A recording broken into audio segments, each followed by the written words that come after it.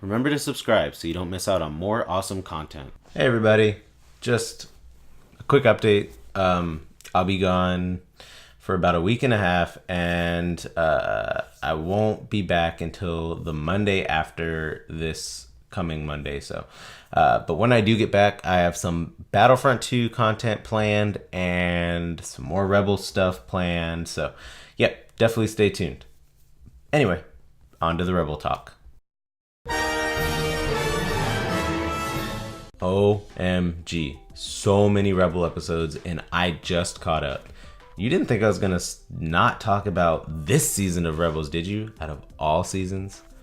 So since there's so many episodes to go over, what I'm gonna kind of do with this video is I'm gonna go over my favorite parts in it so far, and kind of discussion points or topics that I feel like are important, either that lend to my speculations or that kind of hint at whatever. But I'm gonna kind of skip over some of the more filler elements, and then at the end of the video I'll go into my more speculating side and what I think is gonna happen, all that stuff. So let's do it.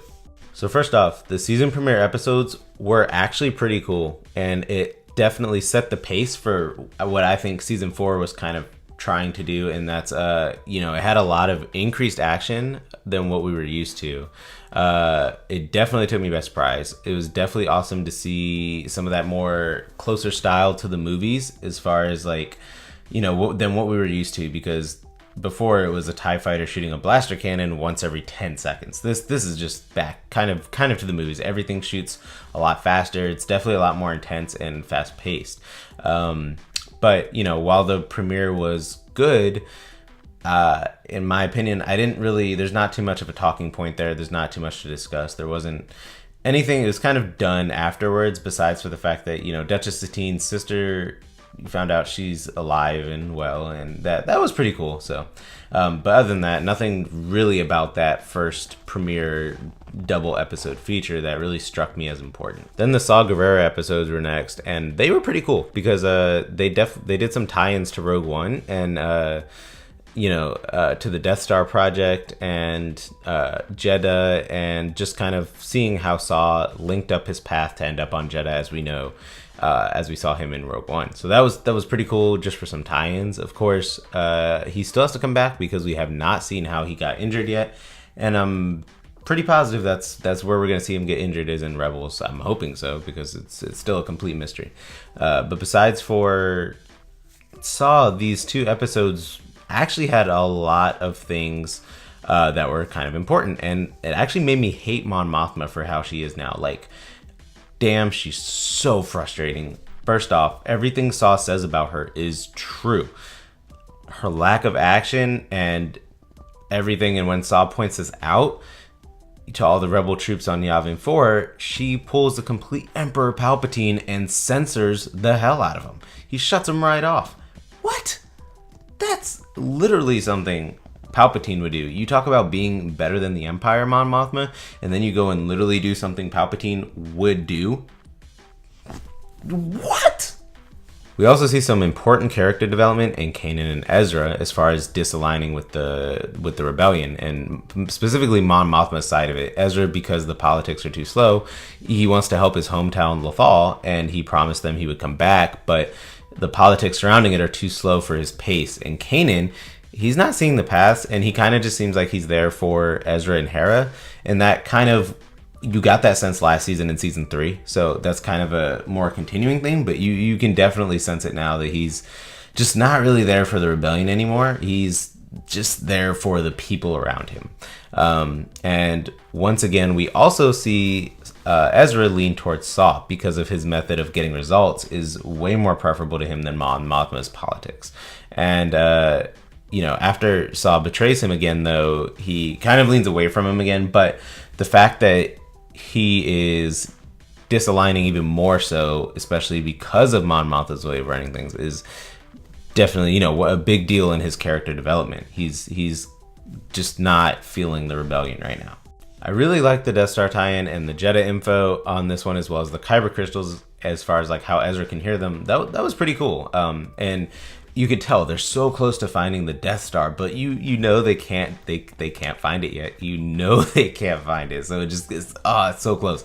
It's also weird to hear like how the Death Troopers talk now instead of making noises. So that was kind of weird to me. I don't know, but I was kind of disappointed in how the Death Troopers, they were basically just stormtrooper captains. They didn't feel that special or anything like that. They got taken out easily, so that was kind of disappointing. But what can you do? They just felt like regular soldiers, not really their elite counterparts that you saw in Rogue One.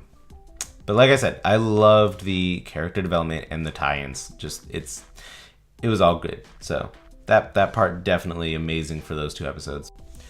Then the return to Lothal was pretty good too. The Ghost crew needs to get data about the TIE Defenders and analyze its weaknesses, so they go back to Lothal where the TIE Defenders are being made. Thrawn makes an appearance, which, by the way, Thrawn doesn't seem as dim-witted as last season, so that's definitely a plus. But to be honest, besides the appearance of the Lothwolves, this episode kind of felt like complete filler. But I do gotta admit, when they first got to Lothal, I did like the symbolism between Imperial's occupation of Lothal and Nazi Germany's occupation of occupied countries back in World War II. It was pretty much symbolism. But Lothal completely was different, completely changed. Everything was normal for them as far as like the Imperials taking it over, but everything was so different for Ezra, and it once again expanded upon his character development because Ezra blames himself for not going sooner because of the politics. So it even more expands upon what we just talked about him disaligning from the rebellion, about how he's growing in this season. It just expands upon that.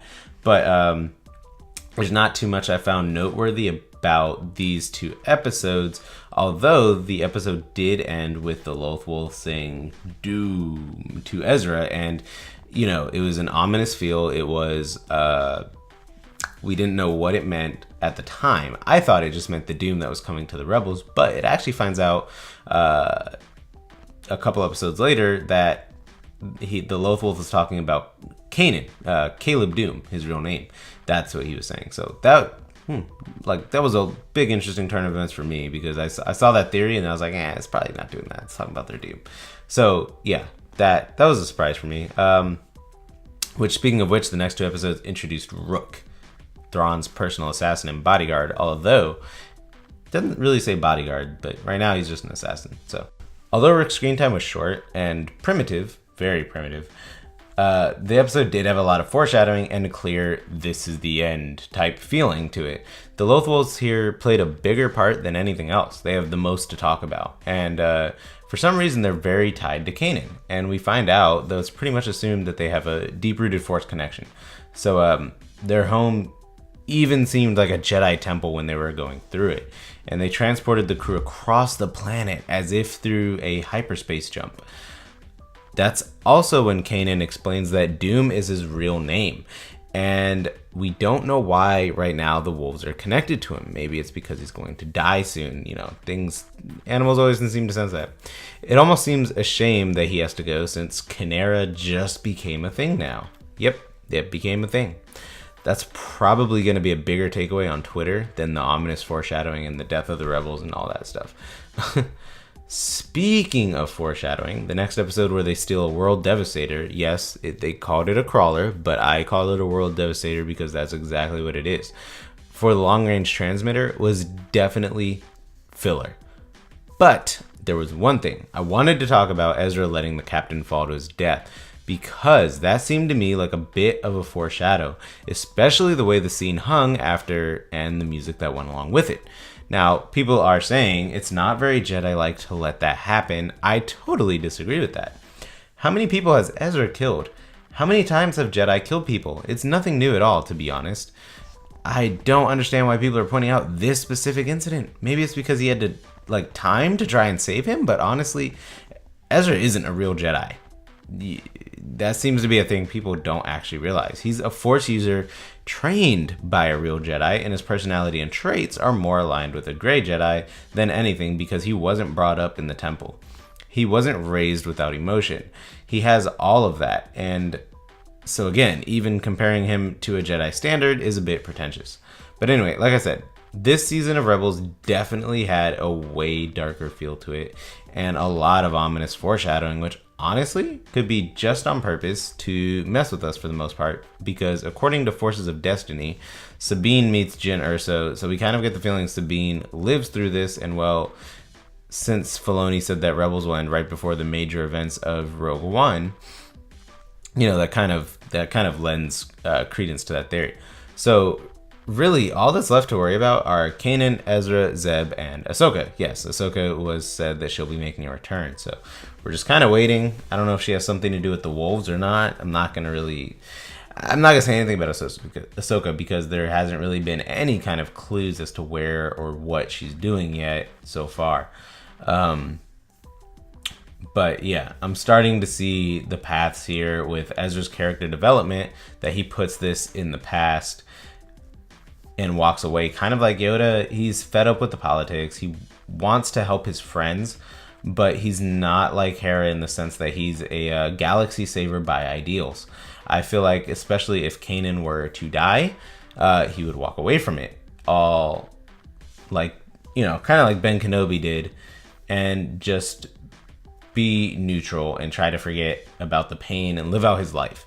This especially has precedence when you think back to season 3 and think back to that episode with Ben Kenobi, and Ezra asks him how, you know, why he could walk away from everything and not want to help the rebellion, not fight the Empire. And he honestly understood Kenobi's response as far as like staying out of everything and stuff like that. He honestly understood Kenobi's response, and he, you know, you could tell he kind of felt the same way even back then, and because he empathized with Kenobi back then.